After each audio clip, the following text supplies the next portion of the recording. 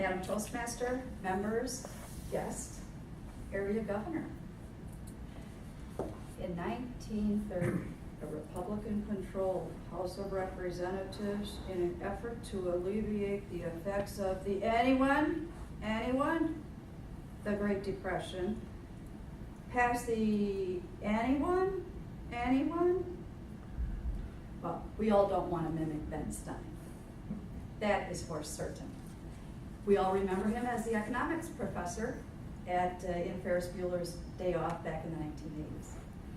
If we were, it would be a very, very boring situation. So let's think of somebody who is not like Ferris Bueller. Just recently, we had a passing of someone who was definitely the opposite in Robin Williams.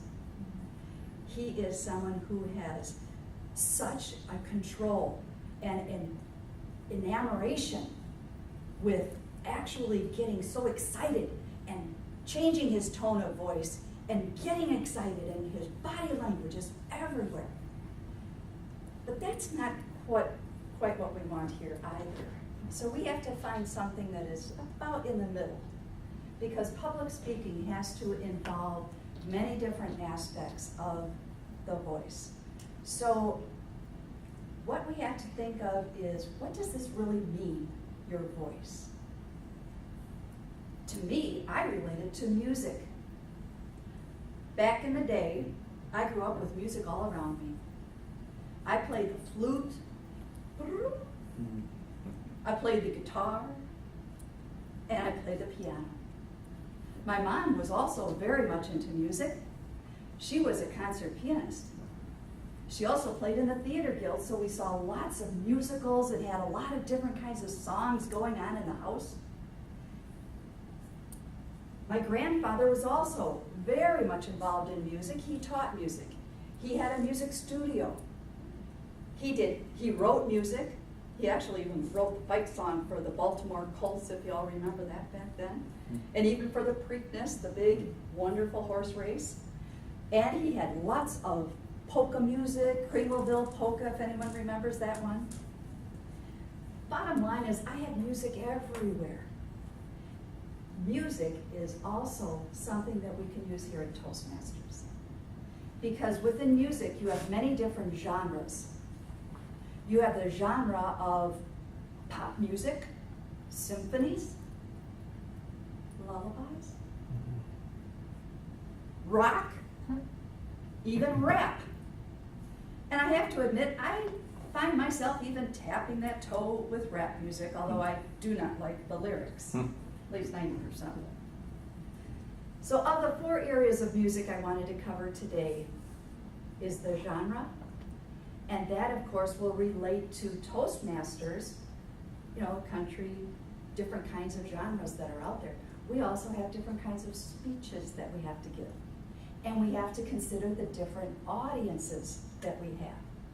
So that's something that's very critical, and how it relates between music and Toastmasters. Second, we have rhythm and the timing. Oh, that also important timing. How much time? I've got 5 to 7 minutes to talk, so I have to make sure that I'm in that right timing mode. But in music, timing is going to express emotion.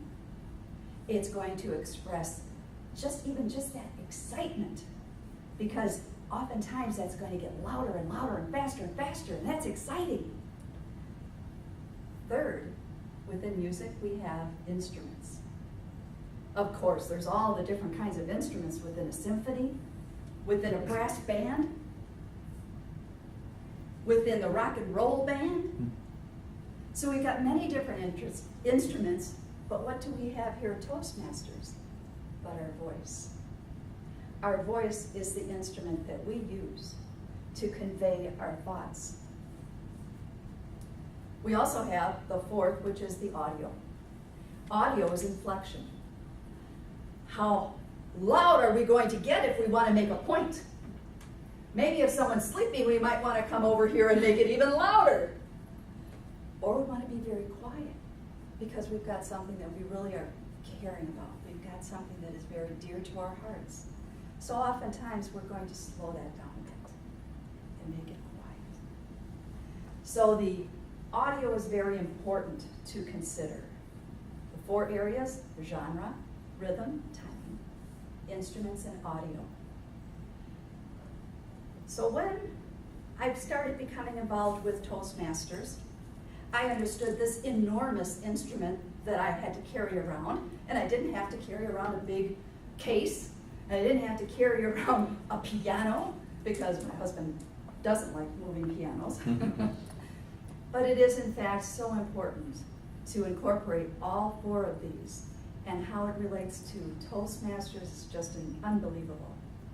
So in reflecting on music, Ben Stein is more of an adagio, slow-moving, monotone, lack of emotion. And of course, Robin Williams, he is the allegro, fast and cheerful, always avant-garde. So I challenge each and every one of you, for us somewhere to place ourselves in the middle of those 2 folks and be the conductor of our own music, our own very special instrument,